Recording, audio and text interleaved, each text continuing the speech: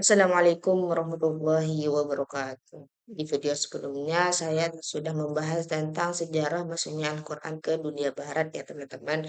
Nah, di video kali ini saya membahas tentang apa, sejarah masuknya Al-Quran ke Indonesia dan dinamika terjemahannya.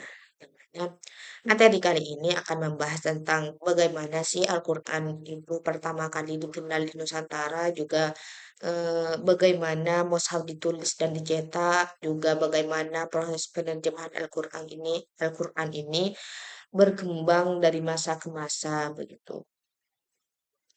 Sini di slide pertama ada sejarah masuknya Al-Quran ke Indonesia yang seperti yang telah kita ketahui bahwa masuknya Al-Quran ke Indonesia, masuknya Islam ke Indonesia itu sudah dimulai sejak abad ke-7 Masehi melalui jalur apa? Yakni jalur perdagangan internasional yang mana para pedagang Muslim dari Arab, Persia, Gujarat, dan Cina itu datang ke wilayah Nusantara dan memperkenalkan Islam secara damai begitu.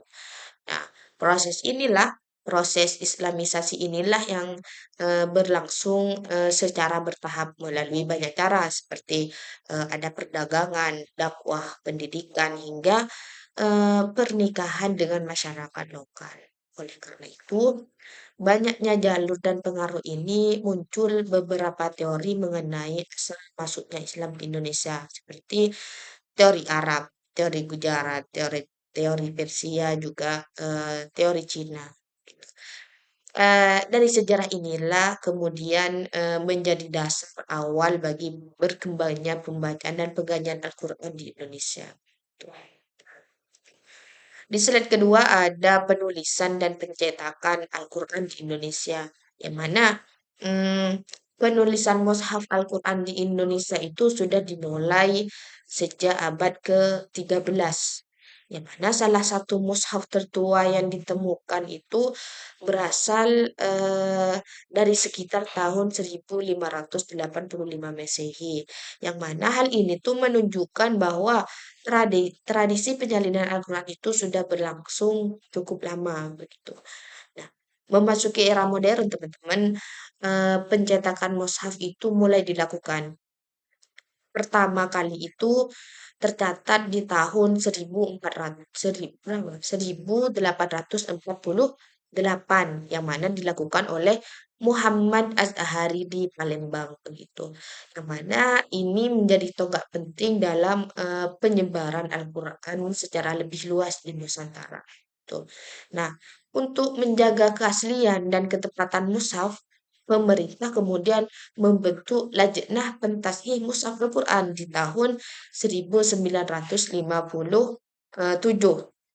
yang mana lembaga ini berfungsi untuk memastikan bahwa mushaf yang beredar itu tetap sesuai dengan rosem, tanda baca, dan standar penulisan yang benar. Nah, pada awal tahun 2000-an muncul berbagai mushaf kontemporer yang lebih modern, baik itu dari sisi desain maupun pendekatan tematiknya begitu. Di slide selanjutnya ada dinamika terjemahan Al-Quran di Indonesia, yang mana proses penerjemahan Al-Quran di Indonesia itu memiliki sejarah yang sangat panjang. Nah, pertama kali itu dilakukan oleh ulama besar Rauf Al-Fansuri di abad ke-17 melalui karyanya itu yang sudah tidak asing lagi, yaitu Tarjuman Al-Mustafid. Nah, setelah Indonesia merdeka, pemerintah itu melalui Departemen Agama itu menerbitkan terjemahan resmi pertama di tahun 1965. Yang mana terjemahan ini itu tidak berhenti begitu saja teman-teman. Terus mengalami penyempurnaan pada tahun 1971, 1989, dan 2022. Nah, penyempurnaan yang dilakukan ini mencakup perbaikan bahasa agar lebih mudah dipahami, juga penyelarasan substansi, peningkatan konsistensi istilah, hingga pembaharuan sistem transliterasi begitu. Ini menunjukkan, betapa seriusnya sih Indonesia itu dalam menjaga kualitas terjemahan Al-Qur'an gitu, teman-teman. Nah, mungkin itu saja ya teman-teman. Nah, sebagai penutup, semoga materi yang telah saya sampaikan ini dapat memberikan pemahaman yang lebih luas mengenai perjalanan panjang Al-Quran di Indonesia. Baik itu dari sisi masuknya, penulisan mushaf maupun perkembangannya dalam bentuk terjemahan. Semoga bermanfaat ya teman-teman bagi kita semua dan dapat menambah wawasan serta kecintaan kita terhadap Al-Quran. Terima kasih. Kurang dan lebihnya mohon maaf. Assalamualaikum warahmatullahi wabarakatuh.